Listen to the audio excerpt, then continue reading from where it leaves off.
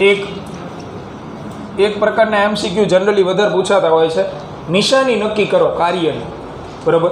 તો સ્થિતિમાનના 3 નામ હતા એ લખાયા હતા આપણે। વિદ્યુત સ્થિતિમાન, 1 કુલમને ખસેડવા માટેનું જરૂરી કાર્ય અને વિદ્યુત ક્ષેત્રનું રેખા સંકલન।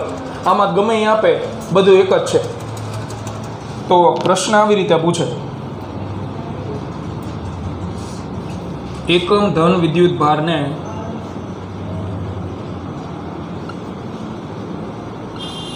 અનંત અંતરેથી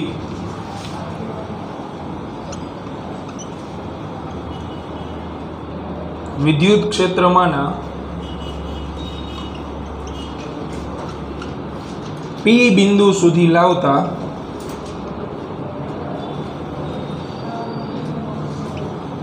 બાહ્ય બળ વડે કાર્ય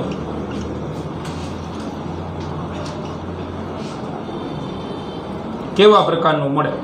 ધન પ્રકારનું મળશે, ઋણ પ્રકારનું મળશે, શૂન્ય મળશે કે એક પણ નહીં, એવા ઓપ્શન હોય। ખાલી નિશાની જ પૂછે તો આ ઇનડાયરેક્ટલી સ્થિતિમાન પૂછેલું છે। એકમ ધન વિદ્યુત ભારને અનંત અંતરેથી વિદ્યુત ક્ષેત્રમાંના પી બિંદુ સુધી લાવવા માટે બાહ્ય બળ વડે થતું કાર્ય। જો એને આપણે સોલ્વ કરીએ આકૃતિ ઉપરથી વધારે, તો અહીંયા હું એક ધન વિદ્યુત ભારનું વિદ્યુત ક્ષેત્ર દોરી નાખું। વિદ્યુત ક્ષેત્ર તો ગમે એનું લઈ શકો તમે, આવડું એમાં કોઈ ઉલ્લેખ નથી ધનનું લેવું કે ઋણનું લેવું, ગમે એ ક્ષેત્ર તમે લઈ શકો। તો આ ધન વિદ્યુત ભારનું ક્ષેત્ર, એની ક્ષેત્ર રેખાઓ બહાર નીકળે।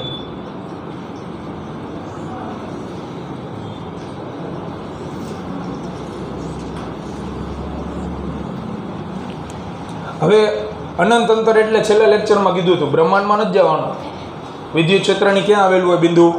બહારની સાઈડ। એટલે અહીંયા ધારો કે એક પોઈન્ટ છે અને આપણે નામ આપી દઈએ, આ છે ઇન્ફિનિટી, અનંત અંતર એમ। એટલે અહીંયા સુધી આ વિદ્યુત ભારની કોઈ અસર પહોંચતી નથી એવું બિંદુ છે। અહીંયાથી તમે 1 કુલમ વિદ્યુત ભાર જે પડેલો આવડો, એને અનંત અંતરેથી વિદ્યુત ક્ષેત્રમાંનું પી બિંદુ, એટલે અહીંયા છે પી બિંદુ જે વિદ્યુત ક્ષેત્રની અંદરનું છે, અહીંયા તમારે એને લાવવું, આને રહ્યું એ અહીંયા લાવવો છે। તો હવે બાહ્ય બળ વડે કાર્ય કેટલું? તો પહેલી વસ્તુ તો અહીંયા આ વિદ્યુત ભાર રહ્યો એ એમનામાં અહીંયા આવશે। તમે અહીંયા ઊભો કરો આલુ લુલુ લુલુ લુલુ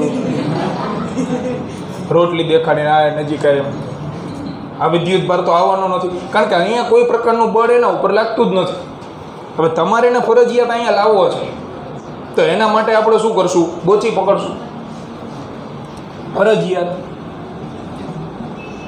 એને જે દિશામાં, જે બિંદુએ તમારે લઈ જવો છે એ દિશામાં તમે બળ લગાવશો। એટલે આ જે લગાવ્યું છે એ છે બાહ્ય બળ। તો બાહ્ય બળ લગાડ્યું એટલે એ સ્થાનાંતર કરશે, બરાબર। અને સ્થાનાંતર એનું બાહ્ય બળની દિશામાં જ થવાનું, એટલે એનું સ્થાનાંતર ધીમે ધીમે આ બાજુ થવા મળશે। તો આ જે નાના નાના સદિશો છે એ સ્થાનાંતરના સદિશો થઈ ગયા। અહીંયા કોઈ બીજું બળ અસ્તિત્વ જ નથી ધરાવતું કે આનો વિરોધ કરીએ, એટલે તમે જે દિશામાં બાહ્ય બળ લગાવશો એ જ દિશામાં એનું સ્થાનાંતર થવાનું। ધારો કે આને હું આમ બળ લગાડું તો એ દિશામાં ખસે, નીચે બળ લગાડો નીચે ખસે, બરાબર। આ દિશામાં બાહ્ય બળ લગાડ્યું એ જ દિશામાં સ્થાનાંતર। તો સંજ્ઞા કઈ રીતે નક્કી કરવાની? તો W બરાબર FD cos થીટા ઉપરથી, જો થીટા 0 એટલે બળ અને સ્થાનાંતર એક જ દિશામાં હોય તો કાર્ય કેવું ગણાય? ધન। બળના સ્થાનાંતર એક દિશામાં હોય તો થીટા બરાબર 0, cos 0 કેટલા થાય?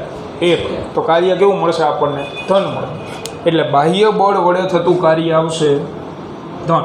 અને આ એક વસ્તુની વાત નથી, દરેક વખતે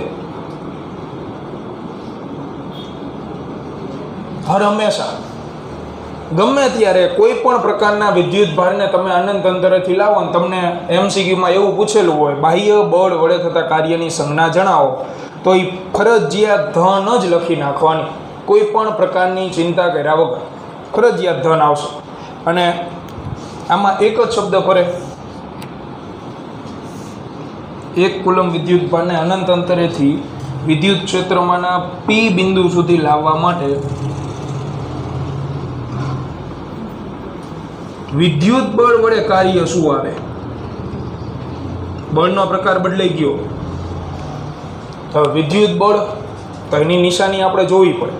હવે આ વિદ્યુત ભારને હું લાવું છું, તો વિદ્યુત બળ કેટલા પ્રકારના હતા? બે. આકર્ષી, અપાકર્ષી, બે જ પ્રકારના ફરજિયાત હતા. બરોબર. તો આને તમે જેમ જેમ નજીક લાવશો, આ પોતે કેવો વિદ્યુત ભાર છે? ધન. કોના ક્ષેત્રમાં લાવો છો? ધન. હવે જેમ જેમ આને નજીક લાવશો તો આવડો આ વિદ્યુત ભાર એના ઉપર આકર્ષણ લગાવશે કે અપાકર્ષણ? એટલે ખેંચે ધક્કો મારશે. તો વિદ્યુત બળ લાગે આ દિશામાં, બાહ્ય બળ કરતા ઊંધી દિશામાં થઈ ગયું ને, આ વિદ્યુત બળની દિશા. તો વિદ્યુત બળને સ્થાનાંતર જુઓ તો વિરુદ્ધ દિશામાં થયા, એટલે થીટા બરાબર 180 cos 180 માઇનસ 1. તો એના વડે થતું કાર્ય આવશે ઋણ, પણ એ પાછું હંમેશા નહીં આવે, એ કન્ડિશન પ્રમાણે બદલાશે. અને બીજી એક શોર્ટકટ એ છે, E બરાબર F/Q થાય. આની દિશા ખબર હોય તો આની દિશા ક્યાં હોય? વિદ્યુત ક્ષેત્રની દિશામાં જોઈએ. તો જો ક્ષેત્ર રેખા દોરી મેં, એ જ દિશામાં વિદ્યુત બળ આવે. જો ક્ષેત્ર રેખા બહાર નીકળે તો વિદ્યુત બળે ક્યાં નીકળવું? બહાર. કદાચ તમે આકર્ષણ અપાકર્ષણ નક્કી ન કરી શકો તો આ જે ક્ષેત્ર રેખાનું વિતરણ કરેલું હોય એના આધારે વિદ્યુત બળની દિશા દોર નાખો, પછી તો બળના સ્થાનાંતર ઉપરથી ખબર પડી જાય. બરાબર. એટલે આમાં જવાબ આવશે વિદ્યુત બળ વડે થતું કાર્ય કેવું મળે આપણને? ઋણ. પણ એ પાછું ફિક્સ નથી, હર હંમેશા એમાં ન લખી શકીએ આપણે. બીજી કન્ડિશન લઈ, ધારો કે અહીંયા ક્ષેત્ર રહ્યું એ ધન વિદ્યુત ભારનું છે, એની જગ્યાએ હું ઋણ વિદ્યુત ભારનું ક્ષેત્ર લઈ લઉં, એટલે -Q. જો -Q લઈ તો -Qમાં વિદ્યુત ક્ષેત્ર અંદર તરફ, આ ક્ષેત્ર રેખાઓ P બિંદુ અહીંયા અનંત અંતર,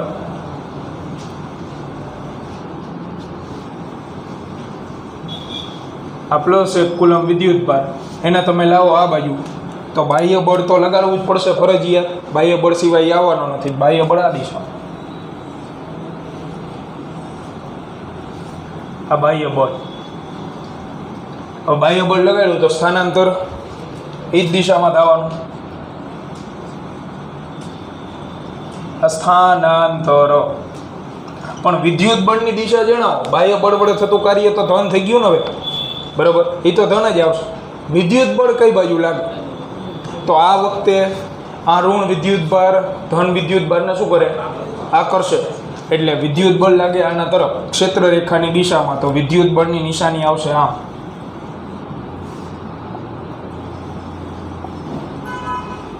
હવે જુઓ તો વિદ્યુત બળને સ્થાનાંતર કેવી દિશામાં થઈ ગયું? સમાન. તો વિદ્યુત બળ વડે થતું કાર્ય કેવું આવે? ધન. એટલે વિદ્યુત બળનું કોઈ ઠેકાણું નથી, બાહ્ય બળનું ખરા. બાહ્ય બળ ફિક્સ, બાહ્ય બળ વડે થતું કાર્ય હર હંમેશા ધન આવશે. જ્યારે વિદ્યુત બળ વડે થતું કાર્ય તો એ તમારે દોરીને નક્કી કરવાનું ફરજિયાત. અહીંયા ઋણ વિદ્યુત ભાર હોત તો શું આવે? બાહ્ય બળ વાળું તો ધન જ રહેવા. જોકે જનરલી ઋણ આ લેશે નહીં. વ્યાખ્યા પ્રમાણે એકમ ધન વિદ્યુત ભાર લખાયું ને આપણે, એ 1 કુલમ જ આવશે, જેને ગતિ કરાવવાની હોય ને. બરાબર. તો આને અનુરૂપ અહીંયા લખું છું. આ આખી વાક્ય રચના લખવાની છે તમારે. અહીંયા આ જે વાક્ય રચના રહી એવી જ વાક્ય રચના આ આકૃતિની નીચે લખવાની છે. હું ખાલી આ શબ્દ લખું છું, બાહ્ય બળ વડે થતું અને વિદ્યુત બળ વડે થતું. બરાબર. લખવા માંડો આને. બાહ્ય બળ વડે થતું કાર્ય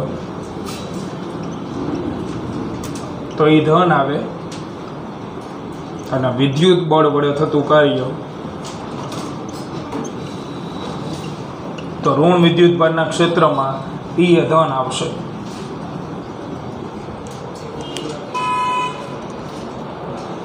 પુષ્કળ લખાઈ ગયું. મારો ટાઇટલ વિદ્યુત સ્થિતિ ઉર્જા. હા, બોલીને લખાવાનું.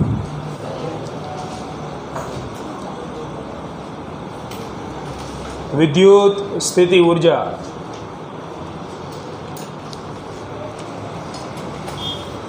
લખો. વ્યાખ્યા આમાં 2 માર્કમાં એટલું જ લખવાનું. વ્યાખ્યા, એસઆઈ એકમ, પારિમાણિક સૂત્ર અને સદિશ.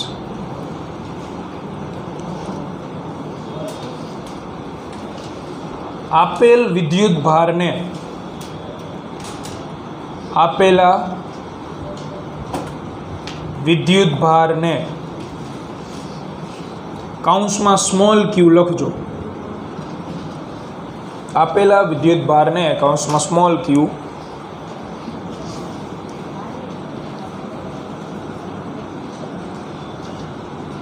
એના નીચે અંડરલાઈન કરી નાખો. આપેલા વિદ્યુત ભાર સ્મોલ ક્યુ ને આવી રીતે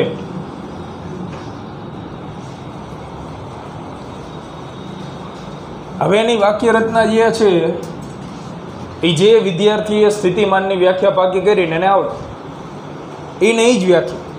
કારણ કે સ્થિતિ ઉર્જા 11માં તમે ભણી ગયા. સ્થિતિ ઉર્જા એટલે શું કે તમે જે કાર્ય કરો છો એ જે વ્યક્તિ કાર્ય કરે એની ઉર્જા ખર્ચાય, સામેવાળા પદાર્થમાં કઈ ઉર્જા સ્વરૂપે સંગ્રહ પામે?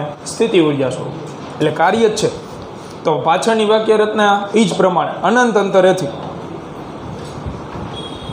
અનંત અંતરેથી વિદ્યુત ક્ષેત્રમાંના આપેલા બિંદુ સુધી અનંત અંતરેથી વિદ્યુત ક્ષેત્રમાંના આપેલા બિંદુ સુધી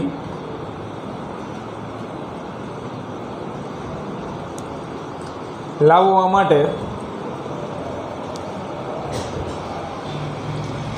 વિદ્યુત બળે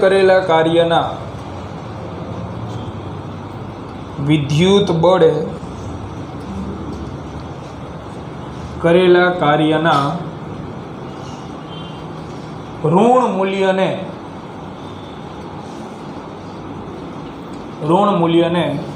અહીંયા બીજો એક શબ્દ બદલાશે.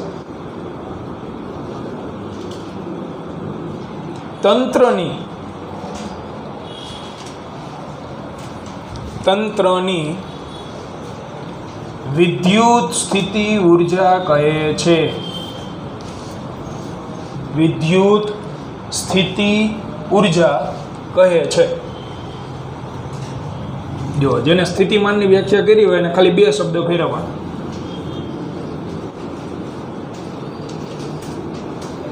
આપેલ વિદ્યુત ભારને તમે અનંત અંતરેથી લાવો. આપેલ વિદ્યુત ભાર એટલે 1 કુલમ સિવાયનો કોઈ પણ વિદ્યુત ભાર હોય તો આ બે શબ્દ નીચે ખાસ અંડરલાઈન કરી નાખવાની. વ્યાખ્યા સ્થિતિમાનની જ પાકી કરવાની.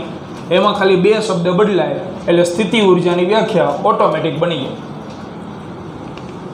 તો સ્થિતિ ઉર્જા એટલે કાર્ય જ છે પાછું.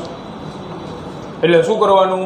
તો કાર્ય વચ્ચેનો ડિફરન્સ તમે સમજો કે જો તમે 1 કુલમને ખસેડવા માટેનું કાર્ય કહો તો એનું સ્પેશિયલ નામ છે વિદ્યુત સ્થિતિમાન.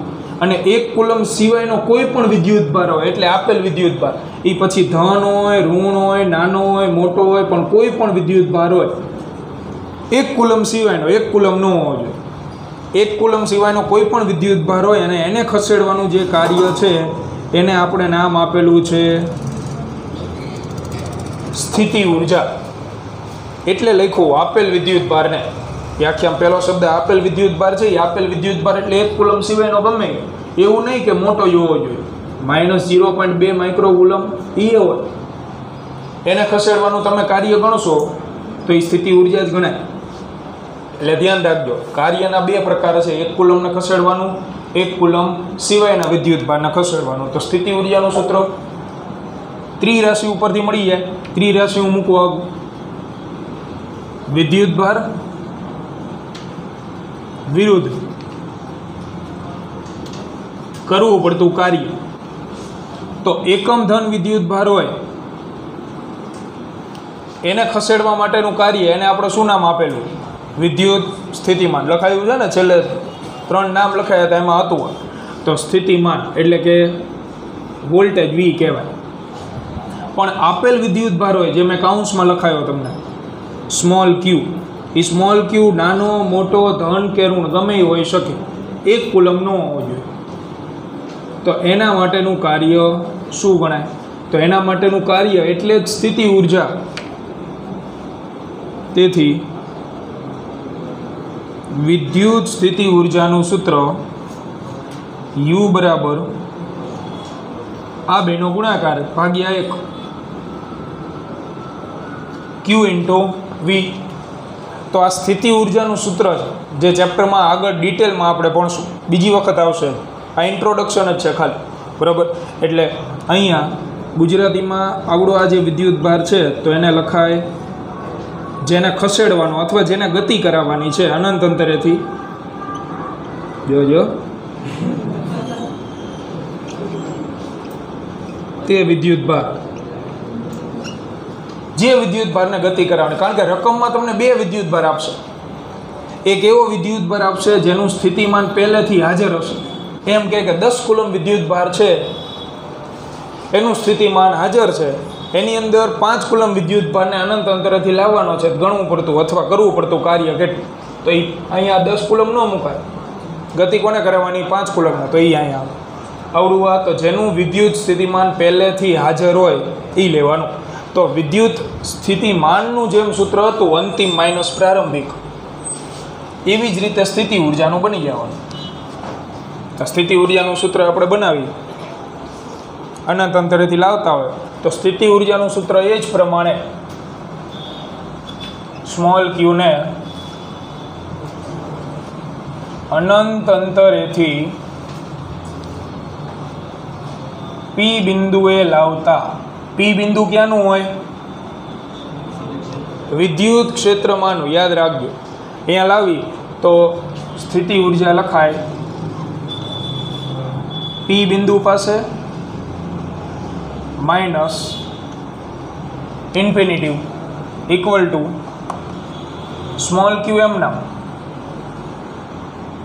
આની જગ્યાએ શું લખાય? અંતિમ માઇનસ પ્રારંભિક, એટલે વી અંતિમ. તો વી અંતિમ શું છે? ક્યાં લાવો? અનંત અંતરેથી પી, તો વી પી માઇનસ વી ઇન્ફિનિટિવ. આવું થાય. તો આના બરાબર તો આપણે લખાવી ગયા હતા. આના બરાબર શું લખાયું હતું? માઇનસ ઇન્ટિગ્રેશન ઇન્ફિનિટિવથી પી સદીશ ઈ ડોટ ડીઆર સદીશ. એટલે આની જગ્યાએ લખાય ક્યુ માઇનસ ઇન્ટિગ્રેશન સદીશ ઈ ડોટ ડીઆર સદીશ ઇન્ફિનિટિવથી પી. તો વિદ્યુત સ્થિતિ ઉર્જાનું સૂત્ર આના જેમ જ, પણ સ્થિતિમાનમાં આગળ એકડો આવતો હતો અથવા કંઈ આવતું નહોતું. આમાં ક્યુ આવશે, માઇનસ ક્યુ ઇન્ટિગ્રેશન ઇન્ફિનિટિવથી પી સદીશ ઈ ડોટ ડીઆર સદીશ યુ અંતિમ માઇનસ યુ પ્રારંભિક. આવું સૂત્ર થાય. એના કરતાં વધારે મહત્વનું આ છે, આને યાદ રાખવાનું, કારણ કે આના વિશે ડિટેલમાં ચર્ચા કરશું આપણે. આ તો ખાલી આપણે મેળવી દીધું એમ, બાકી ક્યાં ઉપયોગ આનો જનરલી આવશે. એસઆઈ એકમ બોલો. ઉર્જાનો શું હોય? જૂલ. પારિમાણિક સૂત્ર 122 m1 L2 T-2. સદીશ કહેવાય કે અદિશ કહેવાય? અદિશ રાશિ. એ સિવાય આની અંદર કાર્ય કરવામાં આવે તો કાર્ય જે છે એ માત્ર પ્રારંભિક અને અંતિમ સ્થાન ઉપર આધાર રાખે, એને જોડતા માર્ગ ઉપર નહીં. તમે ઇન્ફિનિટિવથી પી બિંદુ સુધી વિદ્યુતભાર લાવો છો તો એવું નથી કીધું ડામર રોડ ઉપર લાવવાનો કે આરસીસી ઉપર જ લાવવાનો કે હેલિકોપ્ટરમાં લાવવાનો. એ તમને જેમ ઈચ્છા પડે જે માર્ગે લાવવો એ માર્ગે, પણ અનંત અંતરેથી પી બિંદુએ આવવો જોઈએ. એટલે સ્થિતિ ઉર્જા જે છે એ વિદ્યુતભારના પ્રારંભિક અને અંતિમ સ્થાન ઉપર આધાર રાખે, એને જોડતા માર્ગ ઉપર નહીં. અને સ્થિતિ ઉર્જાને ફેરફાર જ મળશે, નિરપેક્ષ મૂલ્ય નહીં. સ્થિતિમાનનું જેમ મળતું હતું નહીં પ્રમાણે સ્થિતિમાનના ફેરફાર આવતા હતા, કારણ કે ઇન્ટિગ્રેશનમાં લિમિટ આવે એટલે પ્રારંભિક અને અંતિમ. એટલા માટે તો વિદ્યુત સ્થિતિ ઉર્જા માત્ર વિદ્યુતભારના, જેને ગતિ કરાવવાની, એ વિદ્યુતભારના પ્રારંભિક અને અંતિમ સ્થાન ઉપર આધાર રાખશે, જોડતા માર્ગ પર નહીં. બરાબર, બધી માહિતી આવી જાય, લખી નાખવાની. વિદ્યુત સ્થિતિ ઉર્જા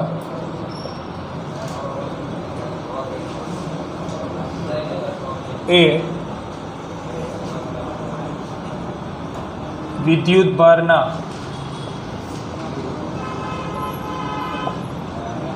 પ્રારંભિક અને અંતિમ સ્થાન આધારિત છે.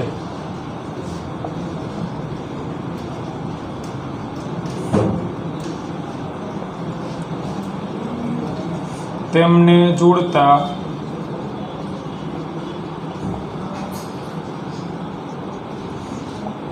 માર્ગ પર નહીં. એ સિવાય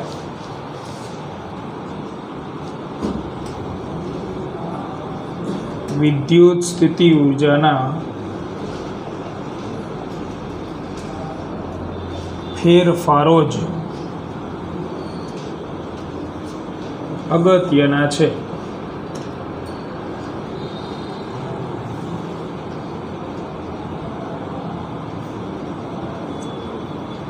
નિરપેક્ષ મૂલ્ય નહીં.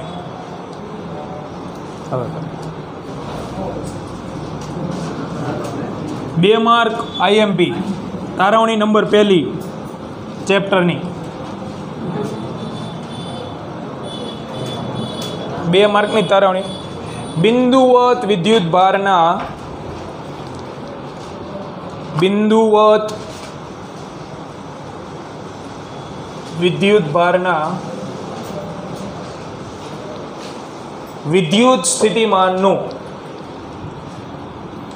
વિદ્યુત સ્થિતિમાનનું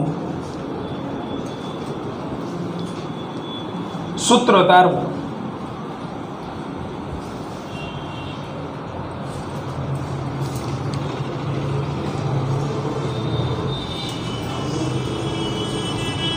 તો પહેલી તારવણી નાનકડી એવી 2 માર્ક. સ્થિતિમાનનું સૂત્ર આપણે મેળવવાનું છે. તો સ્થિતિમાનનું સૂત્ર મેળવવા માટે કેટલા વિદ્યુતભારની જરૂર પડે? 2. એક તો કોઈ વિદ્યુતભાર પહેલેથી પોતાનું ક્ષેત્ર જાળવીને બેઠેલો હોવો જોઈએ, અને બીજું એકમ વિદ્યુતભારની જરૂર પડે, 1 કુલમની. 1 કુલમ વિદ્યુતભારને અનંત અંતરેથી લાવવાનો આપણે એટલે. તો આકૃતિ બનાવી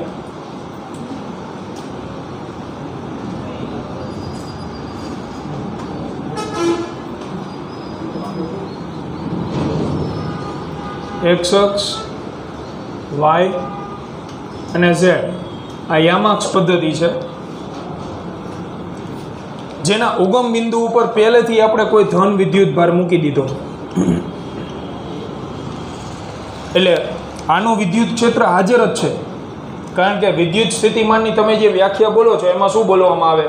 એકમ ધન વિદ્યુત ભારને અનંત અંતરેથી વિદ્યુત ક્ષેત્રમાંના આપેલા બિંદુ સુધી. તો વિદ્યુત ક્ષેત્ર બીજા કોઈ વિદ્યુત ભારનું હોવું જોઈએ ને. એટલે આ વિદ્યુત ભાર જે છે એ પોતાનું ક્ષેત્ર જમાવીને બેઠો. હવે એમાં એક બિંદુ ધ્યાનમાં લઈ લો. તો અહીંયા એક બિંદુ ધ્યાનમાં લઈ લો હું, પોઈન્ટ પી.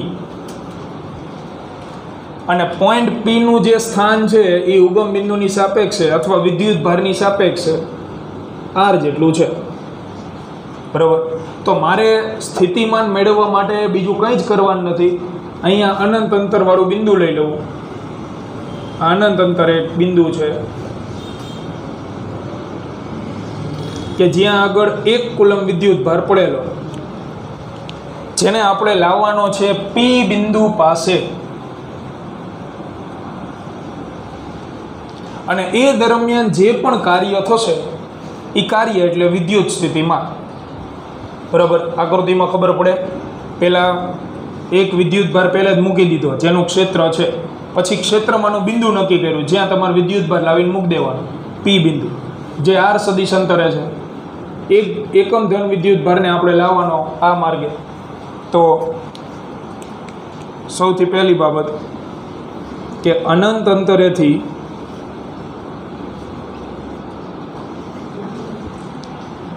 એક કુલમ વિદ્યુત ભારને એટલે એકમ ધન વિદ્યુત ભારને વિદ્યુત ક્ષેત્રમાંના પી બિંદુ સુધી લાવતા વિદ્યુત સ્થિતિમાનની વ્યાખ્યા મુજબ પી બિંદુ સુધી આપણે લાવ્યા તો આપણી પાસે તો એક જ સૂત્ર છે, વિદ્યુત સ્થિતિમાનની વ્યાખ્યા. તો વિદ્યુત સ્થિતિમાનની વ્યાખ્યા મુજબ બોલો, વિદ્યુત સ્થિતિમાનની વ્યાખ્યામાં છેલ્લે શું સૂત્ર મેળવ્યું હતું? વી અંતિમ માઇનસ વી પ્રારંભિક બરાબર માઇનસ ઇન્ટિગ્રેશન પ્રારંભિકથી અંતિમ સદી સી ડોટ ડીઆર સદીશ. એને મૂકી દઈએ આપણે. એકમ ધન વિદ્યુત ભારને આપણે અનંત અંતરેથી પી બિંદુએ લાવવાનો, તો અંતિમ સ્થાન શું થયું? પી બિંદુ. એટલે આપણે લખીએ voltage at P minus voltage at infinitive equal to minus integration પ્રારંભિકથી અંતિમ, પ્રારંભિક ઇન્ફિનિટિવ થી પી સદિશ ઈ ડોટ ડીઆર સદિશ. હવે અનંત અંતરે સ્થિતિમાન 0, અનંત અંતરે કોઈ સ્થિતિમાન, અનંત અંતરે એક જ રાશિ અસ્તિત્વ ધરાવે છે, ગતિ ઉર્જા, બાકી બધું 0 હોય, બરાબર. એટલે પરંતુ વોલ્ટેજ એટ ઇન્ફિનિટી અનંત અંતરે સ્થિતિમાન 0 વોલ્ટ હોય તો 0 વોલ્ટ આપણે મૂકવો નથી, એટલે સૂત્ર બની ગયું નાનું એવું. Voltage at P equal to minus integration ઇન્ફિનિટીવથી પી સદિશ ઈ ડોટ ડીઆર સદિશ. સમીકરણ નંબર 1 કહી દો. સદિશ ઈ અને સદિશ ડીઆર ની જગ્યાએ વહીવટ કરવાનો એટલે સૂત્ર આવી ગયા. તો પહેલા સદિશ ઈ, કોનું વિદ્યુત ક્ષેત્ર હાજર છે ભાઈ? કોનું હાજર? આનું હાજર. તો બિંદુવત વિદ્યુત ભારના વિદ્યુત ક્ષેત્રનું સૂત્ર શું હતું પહેલા ચેપ્ટરમાં? કે ક્યુ અપોન આર સ્ક્વેર. અને સદિશ હોય તો કેરેટ આવે, કીધું હતું ને એકમ સદિશ. સદિશ હોય તો કેરેટ આવે, એટલે અહીંયા કેરેટ, આર કેરેટ. અને એકમ સદિશ આર કેરેટ બરાબર સદિશ બરાબર શું? એકમ સદિશ બરાબર શું લખાય? સદિશના છેદમાં સદિશનું માન, મૂલ્ય. એટલે સૂક્ષ્મ સ્થાનાંતર આના ઉપરથી, સૂક્ષ્મ સ્થાનાંતર જો હું ડીઆર સદિશ લઈ લઉં તો છેદમાં એનું ને એનું માન ડીઆર. એકમ સદિશ બરાબર મેં એવું કીધું હતું, જમણી બાજુ ડાબી બાજુની સંજ્ઞા નહીં જોવાની, જમણી તરફ આ બે સંજ્ઞા જોવાની, આ બે હરખી હોવી જરૂરી છે. જે સદિશ હોય એનું ને એનું છેદમાં શું હોવું જોઈએ? મૂલ્ય. આવું આપણે એક જગ્યા કરી ગયા હતા, આ સૂત્ર તાર્યું ને ત્યાં બિંદુવત વિદ્યુત ભારના વિદ્યુત ક્ષેત્રનું સૂત્ર મેળવ્યું હતું, એમાં આવું આવ્યું હતું.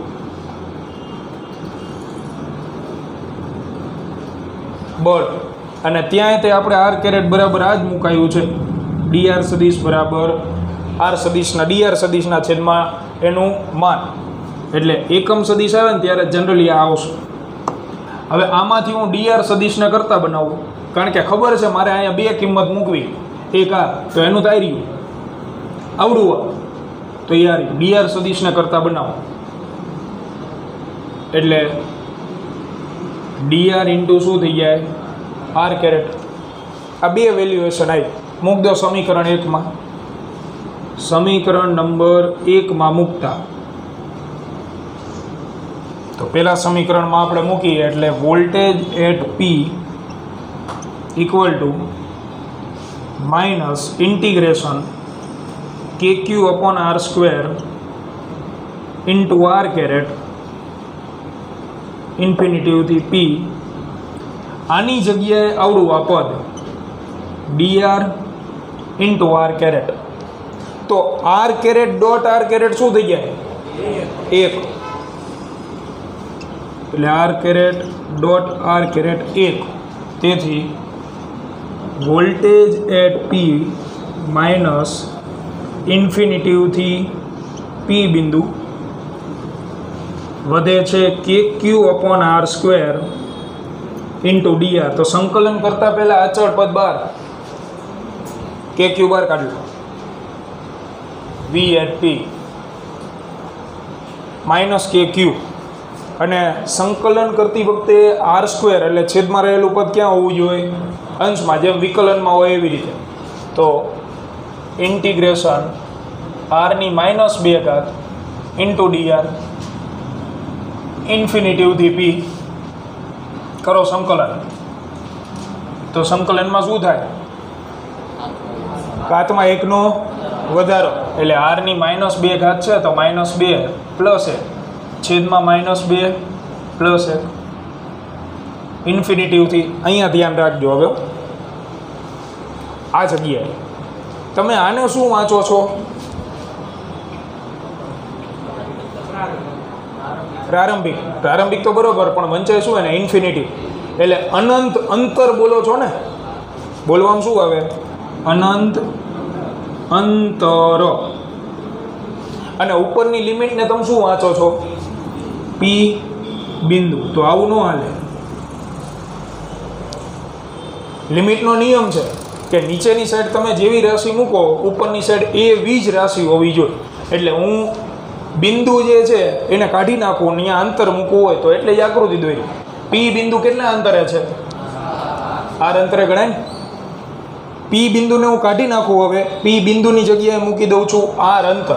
એ તમારે પહેલેથી જ લિમિટ બદલાઈ નાખવી હોય તોય ભલે, અને છેલ્લે બદલાવો તોય ભલે, બાકી બદલાવી પડશે. લિમિટમાં થોડું પી બિંદુ મૂકશું આપણે, ત્યાં તો અંતર જ મૂકવાનું. એટલે આ જગ્યાએ ધ્યાન રાખજો, આ લિમિટ ચેન્જ થઈ ગઈ, આર આવી ગઈ.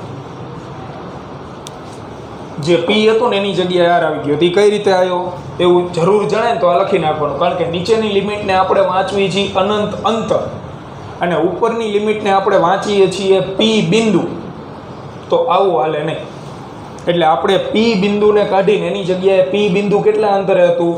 આર અંતરે એ મૂકી દીધું, જેથી લિમિટ મૂકી શકીએ આપણે. બરાબર. એટલે આ એક પદમાં ધ્યાન રાખજો, બાકી તો બધું મેથેમેટિકલ છે, વાંધો નહીં આવે. -1 છેદમાં વધે તો -kq r ની -1 ઘાત છેદમાં -1 ઇન્ફિનિટીવથી r. આ છેદમાં -1 છે, બરાબર, એ બહાર આવતો રહે તો માઇનસ માઇનસ પ્લસ થઈ જાય. kq r ની -1 ઘાત ઇન્ફિનિટીવથી r. r ની -1 એટલે 1/r ઇન્ફિનિટીવથી r. હવે upper limit minus lower limit, એટલે r ની જગ્યાએ હું r મૂકીશ, એટલે 1/r. હવે p બિંદુ હોત તો 1/p નો હાલે, બરાબર. માઇનસ લોઅર લિમિટ એટલે 1/ઇન્ફિનિટી. બોલો 1/આનંદ એટલે 0, એટલે તો ગયું.